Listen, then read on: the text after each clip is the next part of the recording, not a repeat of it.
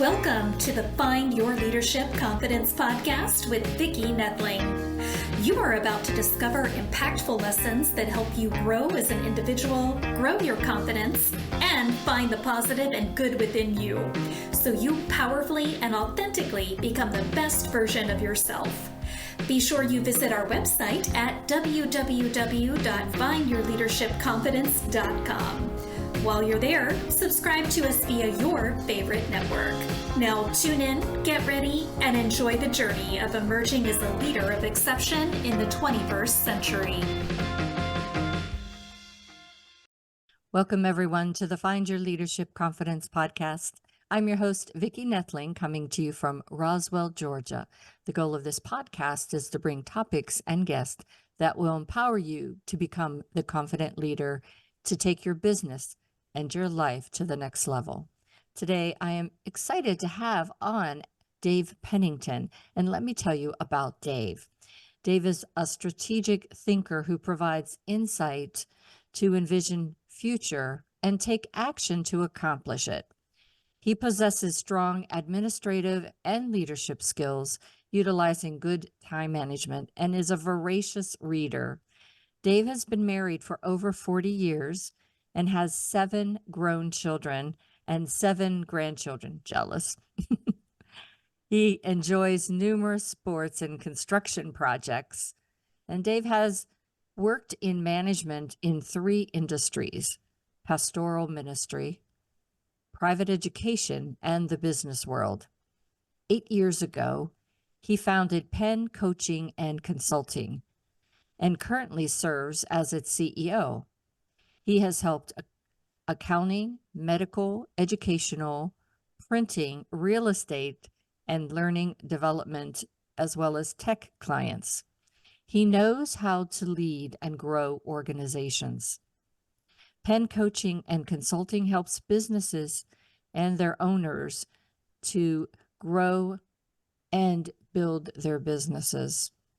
He has a strategic scaling framework that is his proprietary secret sauce, if you will, and he allows this to have the companies be able to better hire, orient, onboard, develop, and retain productive employees. He brings 35 years into his management experience and teaches his clients how they can overcome their challenges and helps them alongside to be able to navigate the waters of their business growth. I thought today a great topic would be strategic scaling, since that is one of his strong points. So please join me in welcoming Dave Pennington. Hi, Dave. Hi, Vicki. Good to be with you today. So impressive background. You and I both been married over 40 years. You've got a whole lot more kids than I did. I had 7 in my family, so I know what that life was like, 7 kids. But I only have 2 and only 2 grandbabies. So it's, that's why I said I'm jealous. The easy question that we always start before we get into the meat of the things is, what part of the country do you live in? Where do you call home? Currently, we live in coastal Maine. So we live actually right on the ocean in the state of Maine. Oh, that's on my husband's bucket list. For me, I just want to go there in September so I can have a lobster. I do have a cousin. September and October, you'll get a lot of colors too. So beautiful colors. Exactly. I have a cousin that's lived there and asked us for years to come and visit. So that's something. If you come, make sure you go to the Bar Harbor area. That's a beautiful area. Awesome. I will. All right. So let's just kind of get into this. I gave your extensive background, but I'd like to just dig a little deeper in what was your journey like from your getting out of college to now being the CEO of this business. But you, as we mentioned, you were in very diverse industries, right? Ministry, yes. To education, to business. So talk a little bit about that path that took you on those different turns. Well, I mean, originally I spent probably most of my life in the ministry component, part of that. I've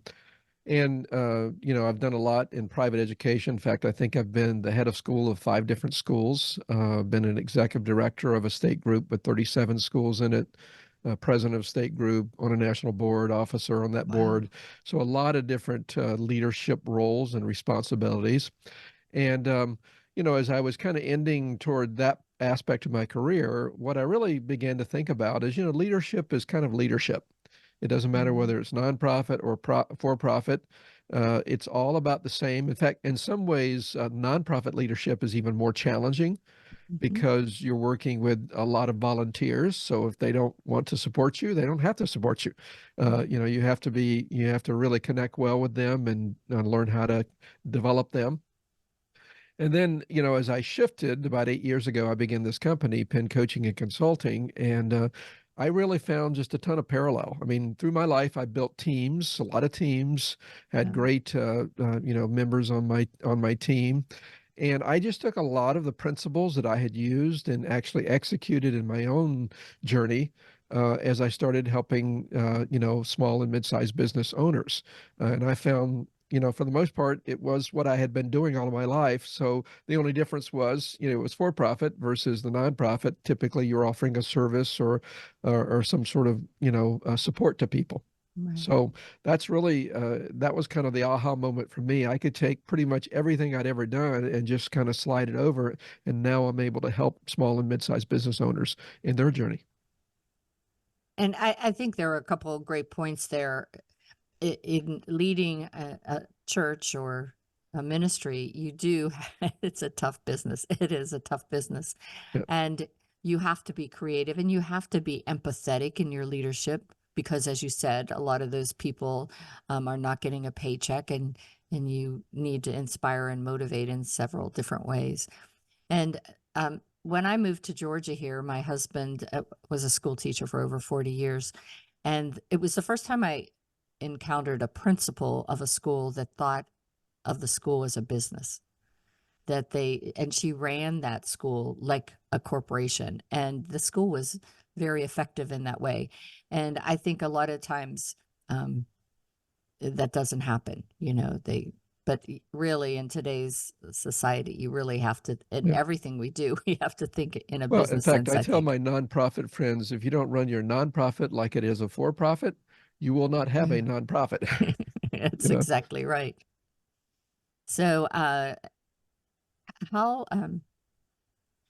how do you or talk to me about this align and scale framework? What exactly was the premise that took you to come up with this framework? I guess what was the problem that you saw that you needed to fix using this framework? Yeah, what I found, it didn't really matter what industry people were in. Most small to mid-sized business owners are kind of what I call player coaches. Yeah. So think of it like a baseball team, Mm-hmm. and let's say that you're a shortstop on the team. So you're playing that position, which is a very important position, and there's a lot of strategy and thought that goes into fulfilling that role. But while you're playing that position, simultaneously, you're actually coaching the entire team. uh, you know, and you have to think about offense, defense, the timing, where you are in the ball game. There's so many things Mm-hmm. that are going, and what I discovered is that really that's where most small to mid-sized business owners are. They're playing a significant role on the team. And they're actually managing or coaching the Right. team simultaneously, which is possible to do, but frankly, it's very challenging to do. Yeah, very And that true. was kind of my aha moment. And then as I began to dig a little bit deeper, what I found was that most owners, particularly if they'd started the business, they had just added hat after hat after hat through the years. And they were wearing multiple hats and sometimes 10, 12, 13 different areas, 15 different areas that they were actually kind of overseeing and maybe directly involved in. And often when I start with the aligned part, I really start with the owner or the leader. Because what I Mm. found is if I can get the owner or the leader properly aligned, kind of in his or her secret zones, her success zone, if you want to think of it like that. Um, then what happens is that person is going to be happier, more productive, bring more profit to the company, and in addition to that, not wear himself or herself out. In fact, often when I begin with the owner, I will ask them, do you have an org chart, organizational chart? A lot of times they don't. It's kind of all in their head, and they kind of know what they do and what everybody does, but they've never put it on paper. And then when I do ask them to put it on paper, which I always require them to do, if you want to think of it like that, often it comes up and it looks a little bit like this. It's like one guy at the top with a bunch of responsibilities that he or she is responsible for. Okay. Which, you think about it, and I say it this way, everybody's good at something. No one's good at everything. Right. So what are you really good at? What do you like doing? What are you really good at? And once I can get them sort of in that zone, what happens is they get revitalized. They're excited about life again. They're not exhausted because they're not trying to do too much. And then that tells me where to go next, because whatever they're good at doing, they probably have some areas they're not as strong at doing. And that tells me kind of where to go to form their team. And what I try to do is I try to move them from this, okay, to something that looks more like this. Right. Okay. Usually 3 to 5 direct reports that really help manage their company. So they want to distribute the responsibility so everything doesn't fall upon them. And what it does is, if they get the right people in the right place and begin to develop those people, that new alignment they have allows the owner to be very successful and to build a team that can sustain and really grow the business way beyond what that individual could ever do on his or her own. So that's kind of the and I call it the kind of the pebble in the pond concept. If you ever thrown a pebble in a pond, there's a ripple effect. So if I can help the leader get aligned properly and really do what he or she does well, and then build that team, everything just kind of surges. I'll give you a story. I had a friend who was he owned a small computer service company. And I was chatting with him one day, and I said, tell me a little bit about your business. And, he was talking about some of the things. I said, you kind of have business development or sales, and you have operations. Which one are you? He says, oh, I'm sales. Without any question, I'm sales. That's what, tell me about that. And he went on to tell me, he says, I'm not trying to brag. He says, but if I get before people, I close like 80% of everybody I talk to. And I said, wow, 80% close ratio. That's pretty impressive. I said, what about the operational side? He says, no, I'm horrible at it. I mean, I stink at it. I hate it. So I said, all right now in your business, how much time, energy, and focus are you putting towards sales versus operational?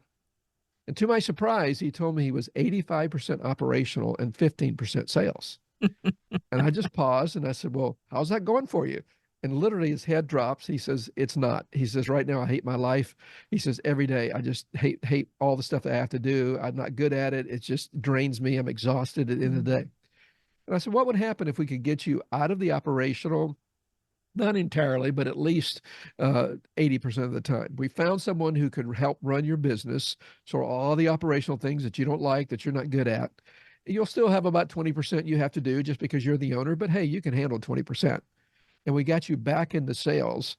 I said, the other 80%, I said, what would that do for your business? He paused. He thought about it for a little bit. He says, if I did that, I'd double my business in 18 months. Long story made short, that's exactly what happened. We got him back where he did extremely well, and he got into some government contracts, and literally his business just took off. And all the stuff that he wasn't good at, he had now someone on his team that could do those things. And his whole life was just really radically changed. His business was radically changed, became much more profitable. So a question might be for the audience. Hey, this is awesome, Dave, but I am just starting. I don't have a team. I have 15 hats. And so when is it the right decision to start to add, even if it's a VA, or something. Yeah, you have to, yeah, I always say you have to crawl before you can walk, and you have to Yeah, walk before you can run. So, there is, when you first start out, probably one of your first hires will be a VA. And once again, I think the secret sauce that I've really found with people is, some people are really good with all the details and all the organizational part, and maybe what they need is someone who can help them with sales. yeah. So rather than having kind of a one size fits all approach, I think you start with yourself. What are Mhm. you good at? What do you like doing? If you're working at what you're good at and you like doing, you're going to be happy, you're going to be productive, you're going to be profitable because you're good at it. Yeah. All right. Then what do you not like doing, or what's eating all your time and keeping you from doing what you do well? Those are the things you need to farm out. And Mhm. it doesn't have to be full time. Sometimes it can be fractional, or what we would call part time. Mhm. A good VA in 10 or 20 hours a week can take a tremendous load off of you, Yeah. and all the detail and follow up and things that maybe you don't like doing, you're not really good at doing, they can do that. That person can do that very easily. So rather than just having a one size fits all, look at yourself first. Get yourself aligned where you're really doing what you enjoy and what you do well, and then say, okay, what else do I need? And I call these people complementary Yeah. help or employees. In other words, they have strengths in areas where I'm weak. So Mhm. I want to find those people. And in fact, sometimes I say it like this: believe it or not, there are actually people that love doing what you hate doing, and they're really good at it. You want to find those people. Yeah. Yeah, and I think that's important. As a project leader, I never tried to find mini me's because I always tried to find people that did, as you said, things that I needed done that I had no time or inclination to do. And it made such a stronger team. And the diversity of those minds, I think, also made it more productive. You get that sort of the effect of having people that view life a little differently, that add a Mhm. perspective that maybe you don't even really naturally think Right. about, and it does build a stronger team. And frankly, if everyone is sort of functioning in his or her strength, that's ideal, because they're going to enjoy their job, they're going to do well at their job because they're doing what they love doing and what they do well. So the next question is again goes back to my background as project manager of technology to projects.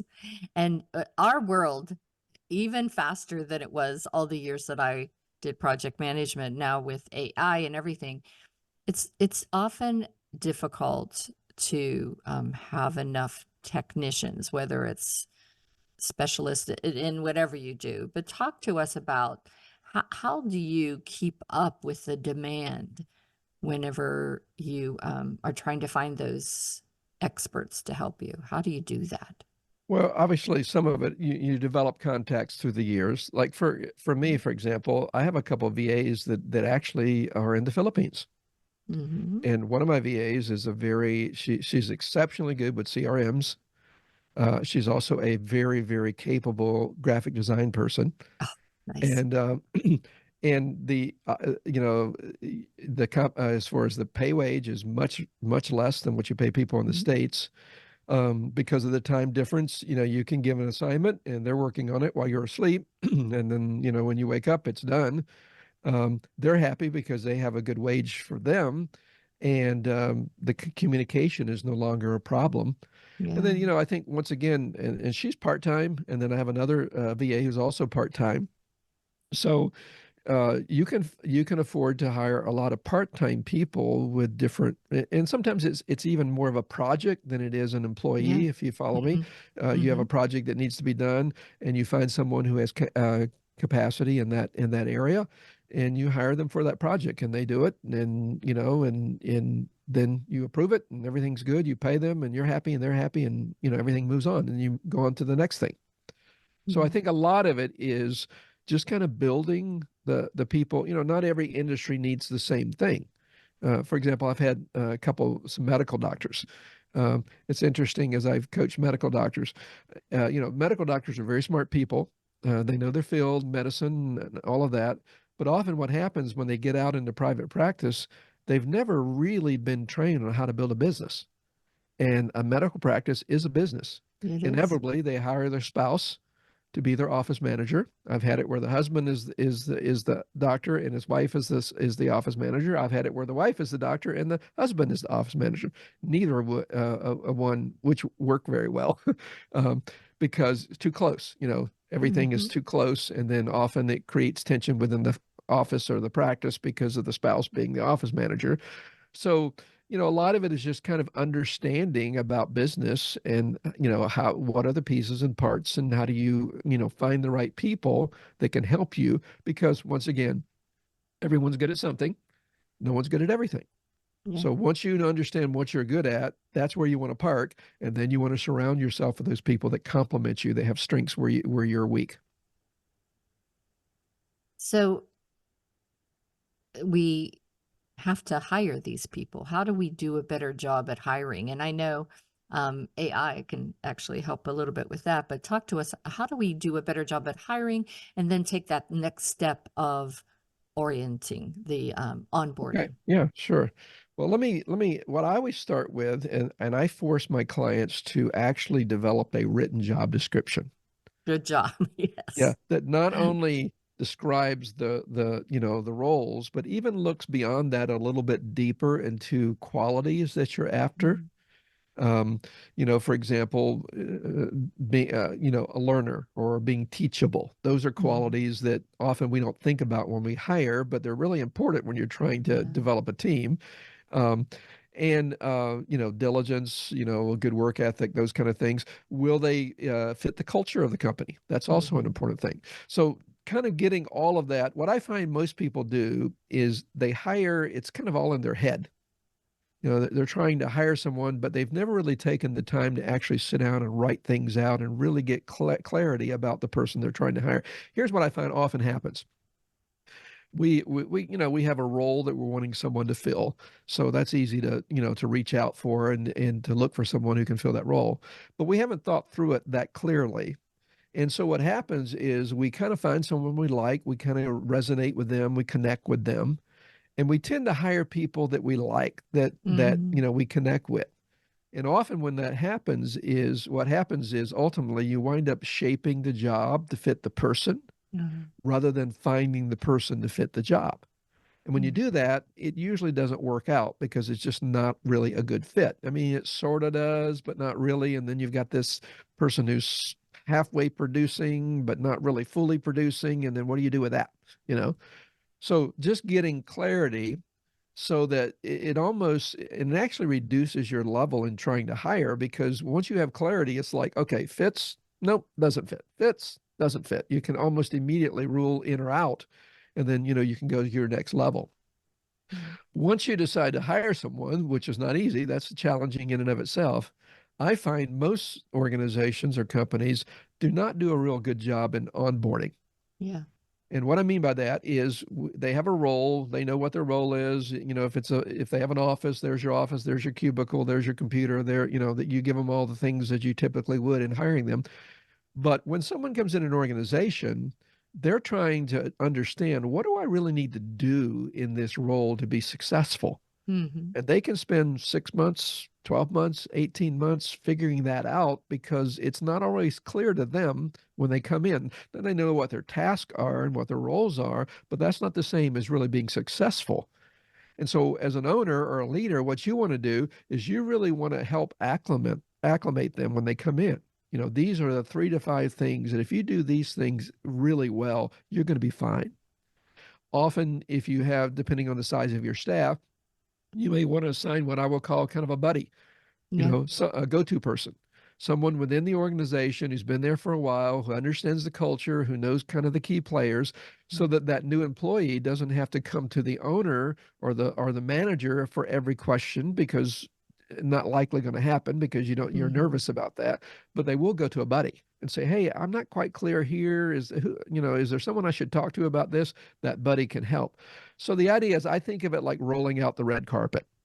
You demonstrate the value of people right from the get-go when they come into your organization. Right. And if you treat them with dignity, respect, and really help them get acclimated quickly, what happens is they're very productive right out of the gate.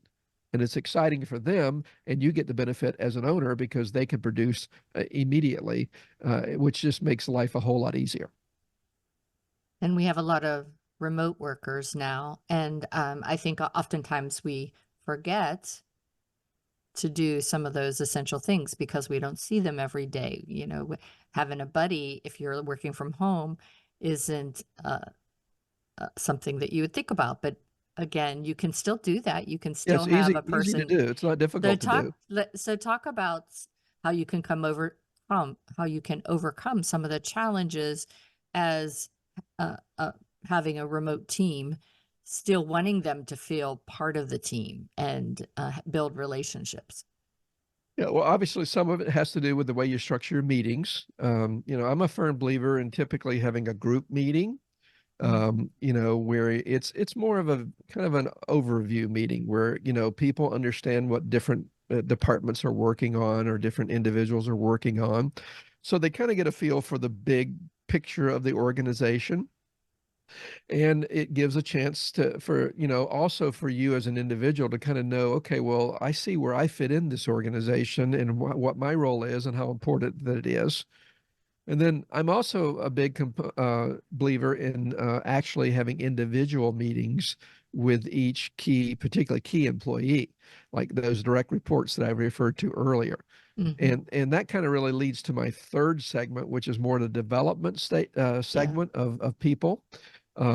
Here's what I find with most owners or leaders. We look for the right people, we hire them, even if we do a decent job onboarding them, we sort of expect them to develop themselves. Yeah. Now, I'm not saying that never happens, but it doesn't happen that often. Right. That's Okay. true. You need to really take ownership in helping that individual develop and grow. Learning about that person, learning about really what their aspirations are, learning about maybe where they feel inadequate or where they feel confident. And often that even shapes what position you put them in or future positions that you move them to. But if you kind of lean in and really engage with people and make it, instead of making it about them helping your company, you make it about you developing them as individuals and helping them grow and develop and enhance their skills, or maybe providing support in areas where they feel inadequate. What happens is you're communicating value and appreciation to that employee. You're building a relationship with that person, and the reciprocity that happens, they really appreciate that and value that, and they begin to really work harder at it. They see that you're investing in them, and therefore they want you to get a good return on your investment. Yeah. And, oftentimes when you hire people too, some of the conversation should be, this is what I'm hiring you for today. Where do you want to go, kind of thing. Correct. And that helps give you a map for what training you might provide. It always upsets me as I, went through my many years of working in corporate. In the beginning, training was essential and training was offered often. And then as the focus became less on that and making the stock market happy, Yes. training was all up to you, except for the upper management. And I think that's why I do what I do today. Is I think that it is something that should be every day, should be a lesson to be learned and Well, and opportunity. as an owner, like of a private company, you have options. For example, with my VAs in the Philippines, one of my VAs has a car that she wants to pay off. She's paying payments on a car. And so as we have success in my company, I don't always have to raise her salary or her hourly rate. What I can do is bonus her, and I can bonus her with the idea of, hey, I'm going to bonus you, but I want to encourage you here to at least take part of what I'm giving to you, if not all of what I'm giving to you as a bonus, and put it toward paying your car off. Or put it toward a down payment on a home. I think understanding your people and where they are in life and what they're after and leaning into that, I mean, frankly, that doesn't happen very much, but it should. It should. Because, it's more than just you work here, I'm your boss, I'm your manager, I pay you, whatever. It's really about life touching life. And I think if you approach it that way, what happens is you really, they're happy, you're happy, everyone does well, which Yeah. really kind of leads me to my last component in my approach and that framework we talked about. So the Mm-hmm. idea is hiring well, onboarding well, Right. developing well, and then the Mm-hmm. last one is in the area of retention. Yeah. And I found this through the years. Most owners, most leaders think it's all about money. If I just pay them enough and I pay them correctly or right or whatever, then they're going to stay with me. Not Truthfully, true. that's not why people leave. No. They don't usually leave because of lack of money. They leave because they don't feel valued. They don't feel Mm-hmm. appreciated. There's no growth opportunity. There's Right. no investment in you as an employee to grow and to Mm-hmm. develop. And usually poor management is Right. a major one. It's not about money, because when you really take care of people and you're all about developing people and helping them, they may leave you eventually, but what they will come to you and say, you know what, I really hate this. I mean, I've enjoyed being here. You've helped me so much. You've developed me, and I wouldn't even be where I am today if it was not for you. But I have this opportunity I just feel like I need to take. And you don't begrudge that, because you've Right. been developing those people, and now they have an opportunity, to for themselves to advance themselves. And often even then they'll refer people to you. They'll help you find new people to replace them, because they just understand you have deeply invested in them, and therefore they want to do everything they can to help you with your company. Yeah. That is so true.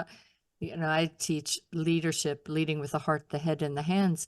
And I truly believe that the first thing you need to do with all of your employees is make them feel valued, and that build those relationships. And people will stay, and people will do things for you.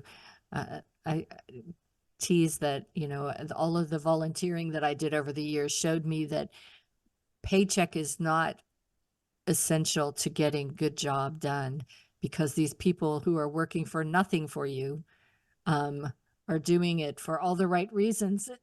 And if I could give them a paycheck on top of that, if I do things right, then it's no longer that question. And it makes you pinpoint the right thing to do, as opposed to just writing a Well, check. and if you think about, what I've shared, if you back up to the alignment, which is, Yeah. okay, understanding them, what they really enjoy doing, or maybe would enjoy doing, but they've never had an opportunity, Mm-hmm. and you can help them grow and get that opportunity and invest in their lives. You're building a loyalty that is Yeah. hard to replace. In fact, I think one of the worst things in the world is when you have a job that you're really highly paid to do, and you hate the job. Yeah. You hate the culture. You hate the company. Mm-hmm. You're like thinking, I really want to go somewhere else, but where can I go and make this kind of money? And Yeah. often what happens is people stay because of the Right. money, but it just goes south because they're not happy and they're not fulfilled, and it just doesn't work for them. Right. And they really are not giving it their all, really. Right. They're just Most. they're maintaining a spot, and it's about Mm-hmm. money. But money doesn't make you happy. It makes No. life a little more comfortable, like it's a little bit easier. You have to pay people well enough, and they have to feel like there's opportunity there for them. But Mm-hmm. really it's much more complex than just the financial component. Well, this has been really a great conversation to have, and I'm sure that we can have future conversations on this and many of the subjects of uh, leading and really being able to be strategic in how you scale. Knowing when to scale, I think, is also important. Um, what are some, maybe two signs that it's time to go ahead outside that comfort zone and start to scale your business? Well, I think one of them obviously is when you just feel like you're meeting yourself coming and going. You're on the hamster wheel, as we sometimes refer to it, Yeah. where you got way more to do than you have the ability to do it. And you're outside of your comfort zone in terms of what you're doing. Right. When you do the right things that align with you, they energize you. Hmm. You're excited about them. You get up every day. You can't wait to do them, because they're kind of who you are. When Yeah. you're doing the things that don't align with you, you actually can get pretty good at doing them. But at the end of the day, you're exhausted. Mm. It's like, I can do this, but I don't like doing this, and it just wears me out. That's probably a pretty good sign that you need someone to help you in that area. even though maybe you got fairly competent at doing them, but Right. you don't want to continue doing them. You really want to think of yourself. You think about it. Your time as an owner is probably the most valuable component you have. Yeah. So are you using your time to get the highest ROI? Mm. I'll give you another example. I had a client a while back, and I had him for a couple of years. And when I first started working with him, his name was Ethan, and I asked him, "Well, tell me a little bit your company, Ethan, what you do, and whatever." And he owned an international font company. He bought and sold fonts internationally, which was kind of unique. But when I asked him what he was doing, he says, "Well, I do this, this, and this, and I do all the financials." I said, "Really? That's interesting. You do payables, receivable, payroll. You do all that?" He said, "Yeah, I do all that." So I said, "Well, Ethan, do you like doing that stuff?" He said, "Not really." And I said, "Are you good at doing that stuff?" He said, "Not really. No, not really." And I said, "Well, how much time does it take you every week?" He says, "About 8 to 10 hours a week." I said, "Okay." I said, "All right, Ethan, I got a question for you." I said, "Ethan, what are you worth an hour? If I took your salary and Yeah. benefits and all that, what would the total of your hourly rate be?" He kind of thought about it. He says, "Oh, I'm about a 250 an hour guy." I said, "Okay." I said, "Look, I've got a deal for you. I want to do your financials. I'll do payables, receivables, payroll. I'll do all that stuff. It's only going to take me 10 hours a week, and I'm only going to charge you $250 an hour. What do you think?" He kind of paused, and then he just started laughing. He says, "I guess I'm really paying that, aren't I?" I said, "Yeah, you really are." I said, "You realize you could get a bookkeeper for $35, $40 an hour? Probably Mm. wouldn't take him or her 10 hours a week because she actually knows what she's doing, you know? And here's the real key. What could you do in your company if I could give you back 10 hours every week of your life? What difference would that make in your company?" Yeah. It was one of those aha moments where he didn't realize he was actually investing his time and energy in something that didn't return very good on the investment. The ROI was small on that. And once he made that shift, it really changed his company and allowed him to grow and develop the company even more. Wow. Such good advice. All right, it's time for me to share my screen now so that if you have been intrigued, interested, agree with, want to know more, and get in contact with Dave, I will have his contact information on this slide. As always, if you're just listening in, the information will be on my YouTube channel as well as my findyourleadershipconfidence.com. But Dave's website is penncoaching.com. That's PENNCOACHING.com, penncoaching.com. On LinkedIn, you can find him just searching his name, Dave Pennington. And I would put comma Penn Coaching if you are just searching and listening right now. But there is a link on the screen for those that are observing that. And then Facebook is Penn CANDC. That's Penn CANDC, which is for his coaching site. And I will let him talk to you about a call to action, something that you can download to maybe be a kickstart to maybe working with Dave. Sure. I appreciate that opportunity, Vicki. I have an ebook for you that kind of walks you through these different components I've talked about, and you can find that here on the link that she's provided. Or if you go to my website, there you can download it there. There are actually several ebooks. If you go to the resources section of the website, there are several ebooks that you can download. Also, if you're interested and you just want to chat, no pressure kind of chat, but just to learn a little bit more about each other. You can schedule what I call a complimentary session, kind of a strategy session where we can just meet, learn about each other, and, just see if there's any possibility of us working together.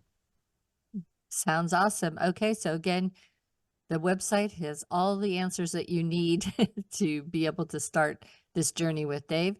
So that's penncoaching.com. Again, penncoaching.com. Well, Dave, it's been great chatting with you. You give such wonderful advice, very good insights, and I thank you for being on my podcast today. Well, thank you, Vicki. I've enjoyed meeting you and connecting with you, and hopefully this has been some help to your audience and I'm an sure. encouragement to them to kind of rethink things. I think a lot of times we know these things in our heart, but we just don't take the time to think about them or actually to execute them in our Yeah. companies or our businesses. It's kind of like, you make the those ideas in your mind that you're going to do it, but until you write it down, you never get it done. So write it down, everyone. All right. As always, I remind everyone that life is a journey and it's up to you to enjoy the ride. This is Vicki Nettling signing off. Thank you for tuning into the Find Your Leadership Confidence podcast with Vicki Nettling, where we share impactful lessons that help you grow as an individual, grow your confidence, and find the positive and good within you so you powerfully and authentically become the best version of yourself. Remember to visit our website at www.findyourleadershipconfidence.com and enjoy even more great episodes like this one. Again, while you're here, subscribe to us via your favorite network. We look forward to seeing you next time on the Find Your Leadership Confidence podcast.